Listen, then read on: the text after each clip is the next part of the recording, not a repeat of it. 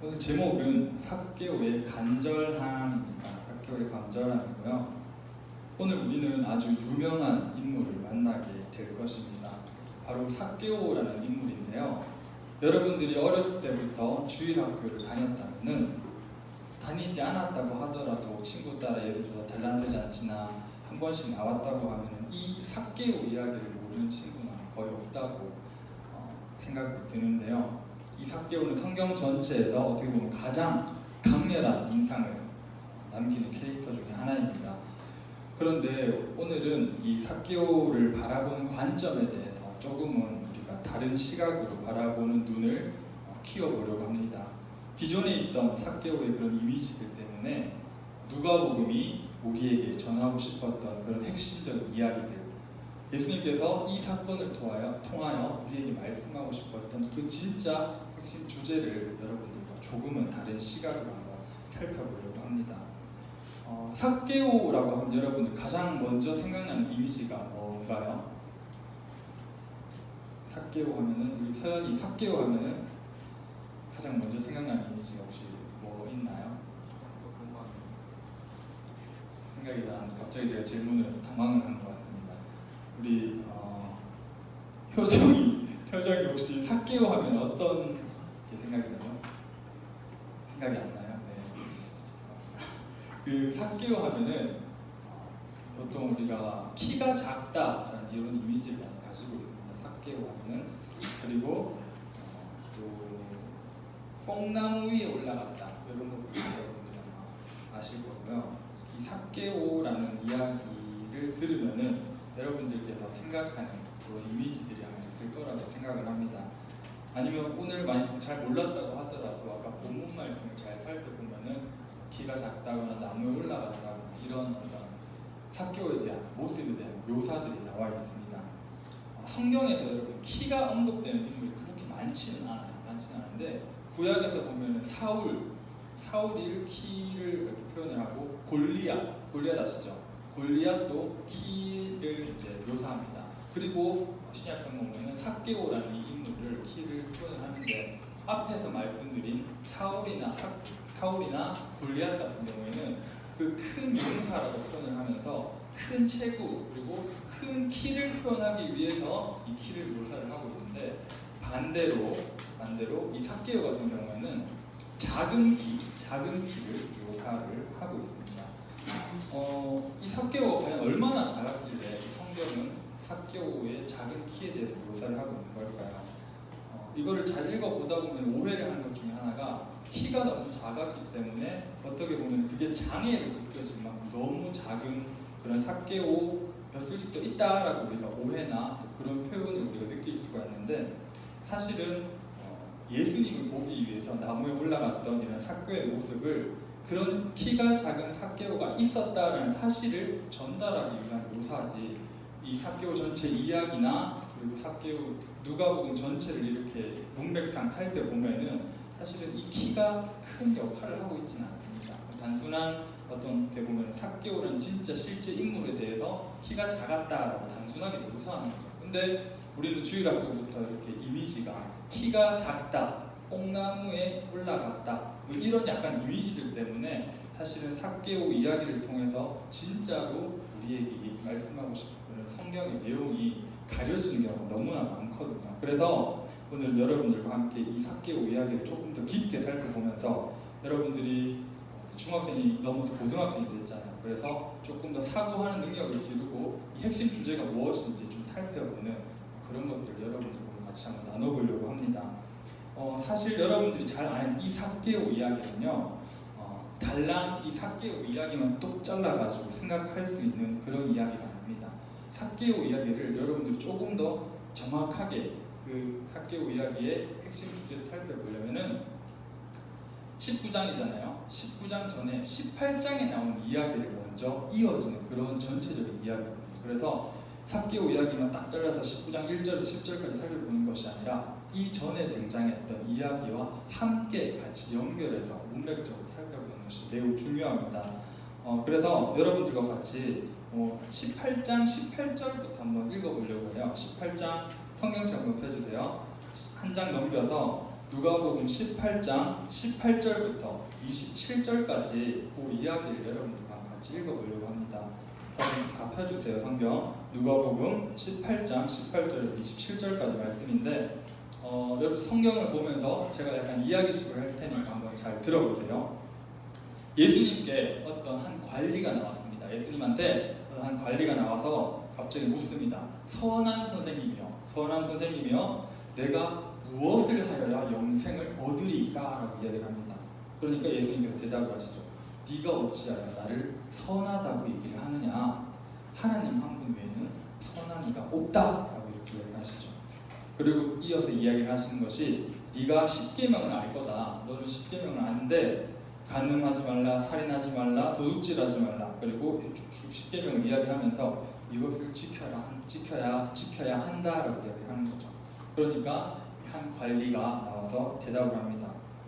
이것은 제가 어려서부터 이 십계명은 항상 지키고 살아왔습니다. 하고 이야기하니까 예수님께서 이 말을 들으시고는 얘기를 하시죠. 그래, 잘했다. 십계명 잘 지키고 잘 살아왔다. 근데 너에게 한 가지 부족한 것이 있다. 그게 뭐냐면은 네가 지금 가지고 있는 모든 것을 다 팔아서 가난한 자들에게 나눠줘라. 그리하면 하늘에서 너에게 상급이 있을 것이다 라고 이야기를 합니다. 그리고 나서 나를 따라라 이야기를 하시는 거죠. 근데 이 관리는요 그냥 관리가 아니고 큰 부자였습니다. 23절에 큰 부자였기 때문에 심히 근심하면서 돌아가게 됩니다. 이 한 부자 관리를 보면서 예수님께서 이야기하시는 것이 재물이 있는 자는 하나님 나라에 들어가기가 얼마나 어려운지 낙타가 바늘기로 들어가는 것이 부자가 하나님 나라에 들어가는 것보다 쉬우니라 이렇게 비유로 말씀하십니다. 이걸 듣던 주위 제자들과 그 많은 사람들은 묻는 거죠. 아니 부자가 이렇게 천국에 들어가는 것이 어렵다면 누가 구원을 얻을 수 있겠습니까? 물어보니까 예수님께서 마지막으로 무릇 사람이 할 수 없는 것은 하나님은 하실 수 있느니라 라고 얘기하면서 이 관리의 이야기가 마무리가 됩니다. 이 18장에서 한 관리가 예수님을 찾아와서 물어보죠. 예수님, 제가 어떻게 하면 영생을 얻을 수 있을까요? 영생을 얻을 수 있을까요? 물어보니까 예수님께서는 영생을 얻으려면 나를 믿어라. 영생을 얻으려면 네가 먼저 거듭나야 한다. 거듭나지 않으면 아무도 아버지를 볼 수 없느니라 라고 이야기를 하지 않으셨습니다. 이렇게 이야기하지 않으시고 되게 의외의 말씀을 하세요. 십계명을 지켜라. 그럼 네가 구원받을 것이다. 이전에 한 번도 예수님께서 이 만나는 사람들한테 십계명을 지켜라. 네가 율법을 지켜라 라고 이야기를 하신 적이 없으신데 갑자기 이 얘기를 하시는 거죠. 왜 이런 말씀을 갑자기 예수님께서 이 관리한테 하셨을까요? 이 누가복음 18장 18절을 보시면은 이 관리가 처음에 나올 때 예수님이 뭐라고 부르느냐면요, 선한 선생님이라고 부릅니다. 선한 선생님, 내가 영생을 어떻게 얻을 수 있겠습니까? 라고 이렇게 부르는데요. 이 관리의 의도가 뭐였냐면요, 이 예수님을 선한 선생님이라고 부른 이 의도가 뭐였냐면요, 이런 뜻이에요. 예수 선생님, 당신이 선한 것처럼 나도 아주 선한 삶을 살아왔습니다. 내 스스로 나는 십계명도 지키고 너무나 스스로 선한 삶을 살아왔다고 자부하고 자신할 수 있기 때문에 충분히 영생을 얻을 자격이 있다고 생각을 합니다.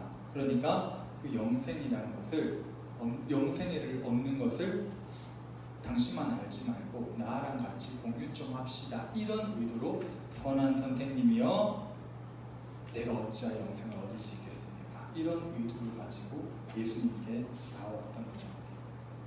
그런데 예수님이 누구십니까? 예수님 이 모습을, 이 의도를 다 아시는 분이시죠. 너무나 교만하고 너무나 자만스러운 이 속의 마음을 예수님께서는, 이 관리의 마음을 다 알고 계셨습니다. 근데 겉으로는 전혀 티내지 않았습니다. 그 관리는 머리를 조아리면서 선한 선생님 가르쳐주세요 이렇게 되게 겸손한 척하면서 나왔던 거죠. 나오니까 이 관리의 의도, 마음속 생각을 다 꿰뚫어 예수님께서는 보셨기 때문에 이런 말씀을 하시는 거죠. 19절에 예수께서 이르시되 네가 어찌하여 나를 선하다 일컫느냐? 하나님 한 분 외에는 선한 이가 없느니라. 이렇게 딱 얘기를 하시는 거죠.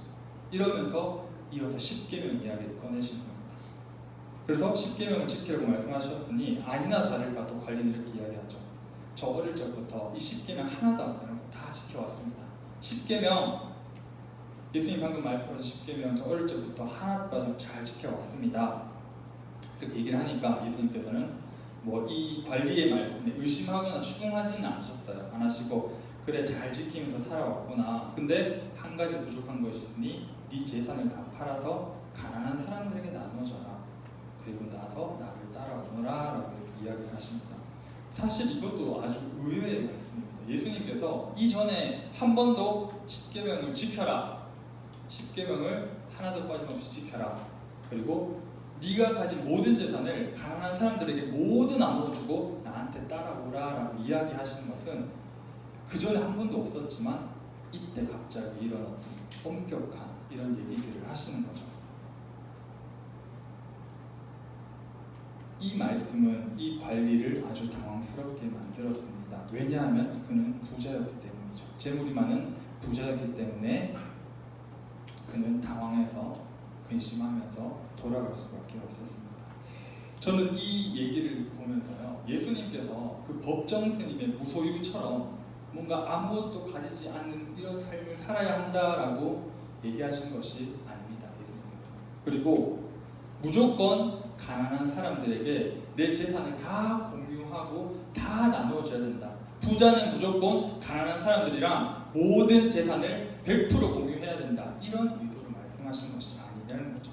예수님께서는 무엇을 얘기하시는 거냐면요, 바리새인을 의식하고 있었습니다. 바리새인이 누구냐면요, 나름대로는 경건하고 종교적으로 보이지만 영원한 생명과 어떤 그런 복음의 본질은 전혀 생각도 안 하면서 나는 꽤 괜찮은 종교인이다, 나는 꽤 괜찮은 신앙인이다 라고 착각하고 있던 사람들이 바로 바리새인들이었습니다. 어떻게 보면 되게 가식적이고 외식적이고 그런 사람들이었죠. 이 사람들은 구원을 설명하라고 하면 너무나 장황하게 잘 설명합니다. 메시아에 대해서 설명하라고 하면 너무나 잘 얘기합니다. 하지만 그런 지식들은 너무나 빠삭했지만 진심으로 이 구원과 영생에 대해서 알고자 하는 그런 간절함, 그런 절실함은 이 관리에게, 이 바리새인에게는 없었다는 거죠. 이 구원과 영생은 이 관리에게는 있어도 그만 없어도 그만 자신의 인생에 있어서 어떻게 보면 그냥 하나의 액세서리와 같은 그런 존재가 바로 이 관리에게 구원과 영생이었다. 우리도 예수님께서 우리 죽음을 대신해서 십자가에 못 박히시고 우리 죄를 사해 주시고 새 생명을 주셨다고 우리가 감사는 하지만 사실 그 구원과 영생의 가치가 우리가 삶을 살아가면서 좋은 직장, 좋은 대학, 어떤 재물 이런 것들보다 혹시 우선순위가 되고 있지 않은지는 우리가 한번 점검을 해봐야 되는 거죠. 예수님께서 말씀하신 진짜 의도는 네가 가진 모든 것, 네가 지금 네 인생에서 최고로 우선순위라고 생각하는 그것들을 삭제시키고서라도 네가 영생을 얻고 싶느냐 이렇게 물어보시는 겁니다. 부자가 되는 것보다 네가 가진 모든 재물보다 너에게 영생이 더 가치가 있니? 그게 너 인생이 더 소중하니? 라고 이렇게 물어보시는 거죠. 근데 그는 부자였고 재물에 더 애착이 있었기 때문에 떠나갈 수밖에 없었습니다.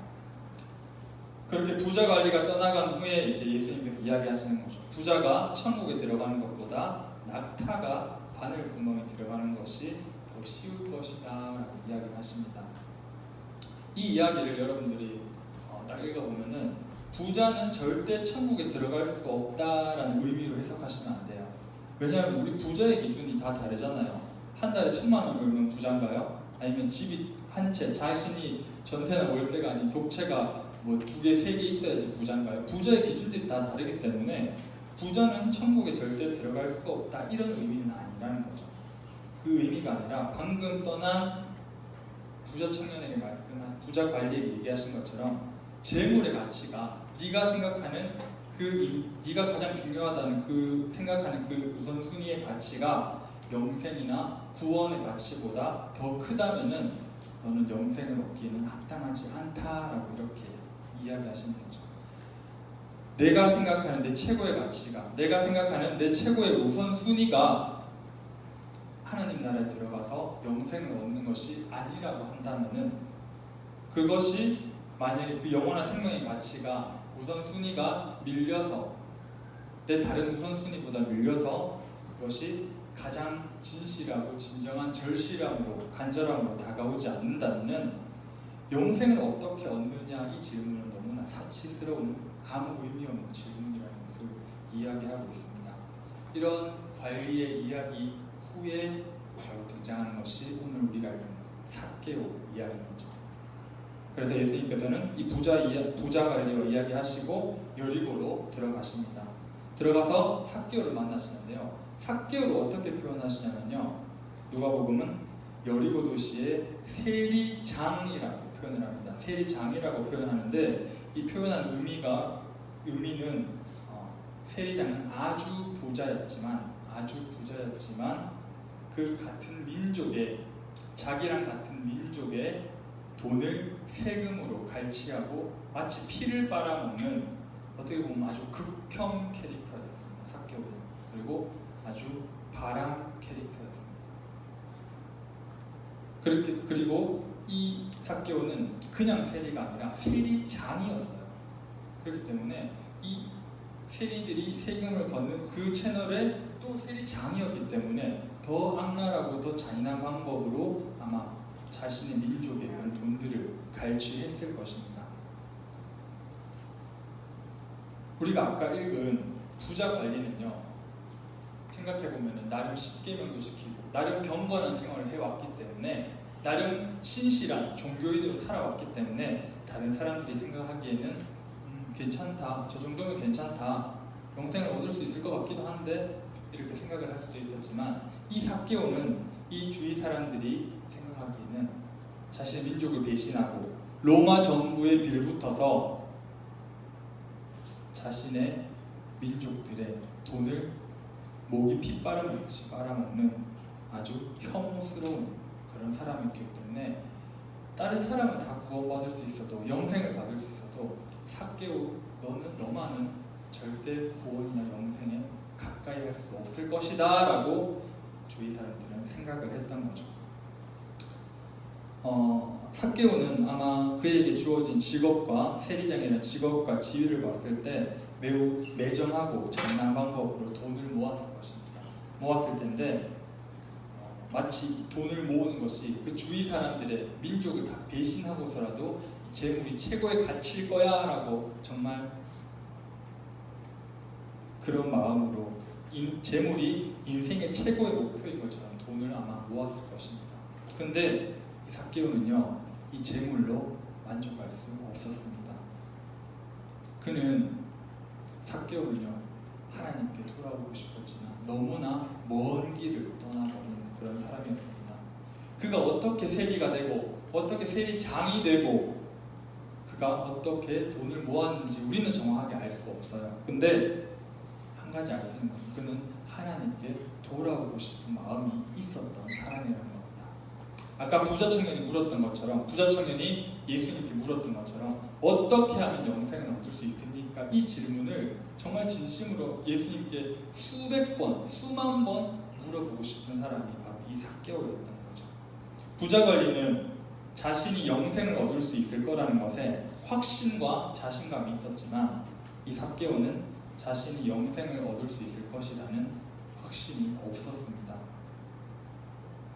다른 주변 사람들도 부자 관원은 영생을 얻을 수 있을 거야, 부자 관리는 영생을 얻을 수 있을 거야 라고 생각했지만, 민족의 피를 빨아먹는 너 삭개오, 너는 절대로 구원과 영생을 받을 수 없을 거야 라고 생각을 했던 거죠. 그리고 삭개오 본인 또한 이것을 잘 알고 있었습니다. 그래서 그도 자신이 어떻게 하면 구원을 받을 수 있을까, 어떻게 하면 영생을 얻을 수 있을까 너무나 궁금하고 너무나 알고 싶었던 거죠. 부자 갈릴리처럼 예수님께 나와서 질문도 하고 싶었습니다. 그리고 그 사이에 보면은 여리고 맹인이 있는데, 이게 다가갈 수 없으니까 예수님께 다윗의 자손 예수여 하면서 나를 불쌍히 여기소서라고 이야기를 합니다. 이 맹인처럼 삭개오도 외치고 싶었을 거예요, 예수님께.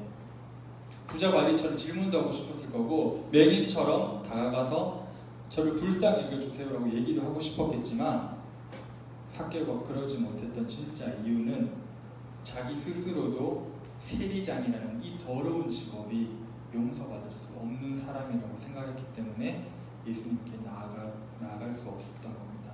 마음속에는 예수님을 만나고 싶은 그 간절함이 너무나 있는데 만나서 어떻게 하면 예수님 저 영생을 얻을 수 있을까요? 구원을 받을 수 있을까요? 라고 너무나도 이 삭개오는 묻고 싶었는데 나는 스스로 그럴 자격이 없고 나는 예수님께 가까이 갈 자격이 되지 않는다고 생각했기 때문에 그 먼 발치에서 나무에 올라가서 지나가는 예수님 얼굴이라도 나 보고 싶다. 지나가는 예수님 얼굴이라도 잠깐 보자 하고 생각을 했던 거죠. 삭개오는 여러분 구원받고 싶었습니다. 삭개오는 용서받고 싶었습니다. 그런데 하나님께서 자신을 용서해 주실 것이라는 확신이 없었던 거죠. 진심으로 원했지만 스스로 그럴 자격이 없다고 생각했기 때문에 그냥 돌무화과 나무에 올라가서 예수님을 먼 발치에서 그냥 한번 바라볼 수밖에 없었던 거죠.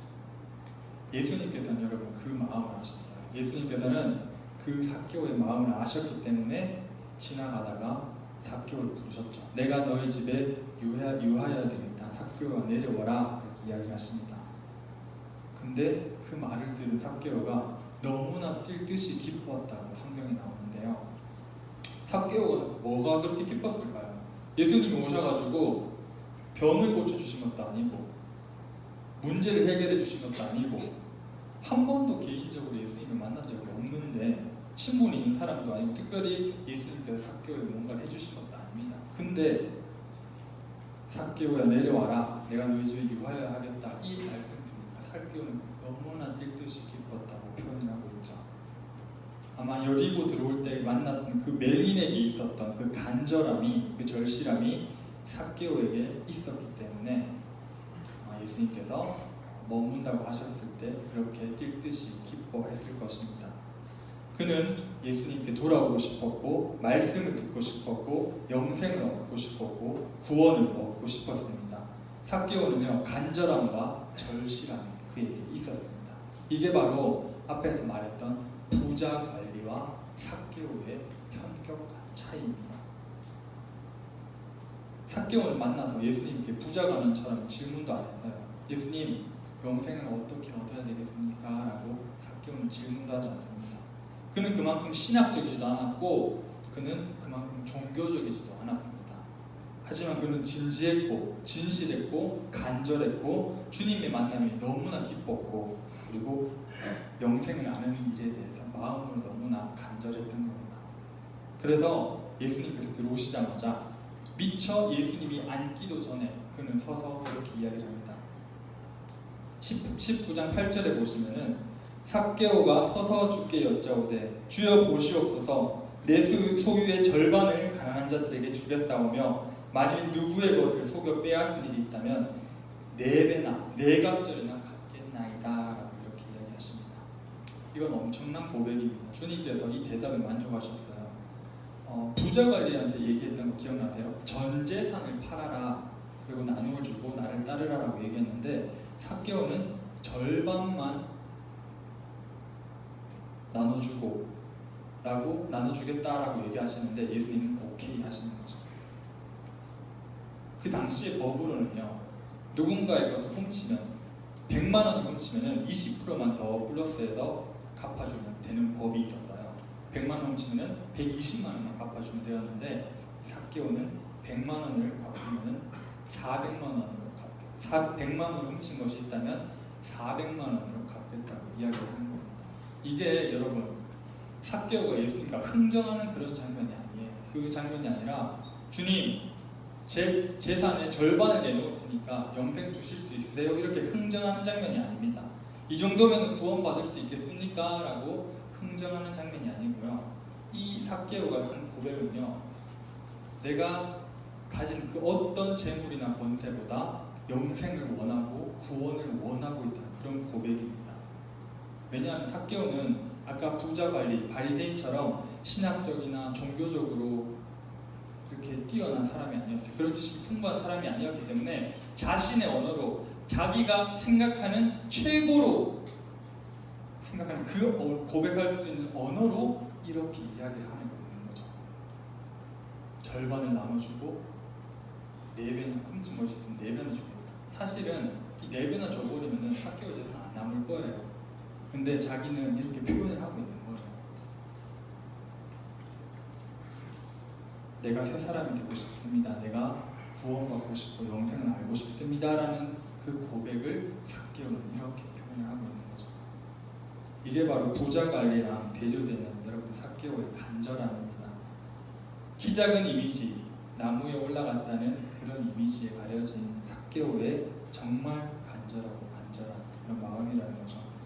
여러분도 우리도 저도 이런 삭개오의 고백이 우리의 고백이 되어야 합니다. 예수님, 내 인생의 최고 가치는 돈인 줄 알았고 내 인생의 최고 가치는 명예인 줄 알았고 가족인 줄 알았고 친구인 줄 알았는데 그게 아니라는 것을 이제야 알게 되었습니다. 내 인생의 최고의 가치는 예수님께서 주신 영생이고 구원하심이고 십자가 보혈로 대속하신 그 피이고 그것을 믿는 나의 믿음입니다. 라고 우리는 고백을 할 수 있어야 됩니다.